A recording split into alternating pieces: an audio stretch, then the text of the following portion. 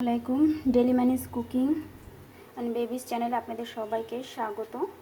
আমি আজকে এই যে মিষ্টি কুমড়া, লাউ শাক আর চাল কুমড়া 3 রকমের শাক একসাথে আমি সিদ্ধ করে নিয়েছি। এটা এখন ভাজি করব। এদিকে আমি আমার সব আরেকটা রান্নার জন্য রেডি করছি। এদিকে আমার পেঁয়াজ রসুন ভাজা হয়ে গেছে, আমি শাকটা ঢেলে দিব। আমি শাকটা ঢেলে দিলাম।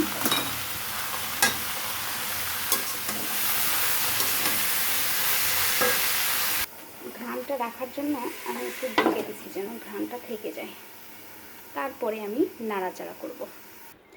দেখি আমি আমার ছেলে মেয়েকে খুঁজছি, খুঁজে খুঁজে পাচ্ছি না, ওরা যে কোথায় আছে।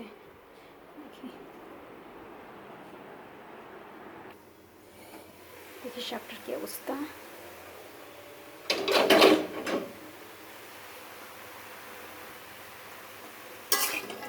হয়ে গেছে, এই যে অলমোস্ট আমার ভাজি ডান, অলমোস্ট ডান।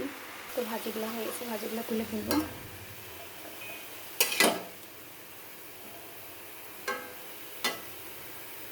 অলমোস্ট আমার ভাজি হয়ে গেছে একদম। মিষ্টি কুমড়া, লাউ শাক আর চাল কুমড়া 3 রকমের শাকের ভাজি আপনাদেরকে খাওয়াতে পারবো না।